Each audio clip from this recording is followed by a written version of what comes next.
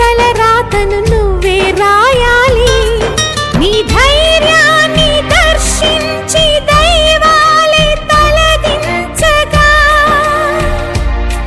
నీ అడుగుల్లో గుడి కట్టి స్వర్గాలే తరలించగా, నీ సంకల్పానికి ఆ విధి సైతం చేతులెత్తాలి.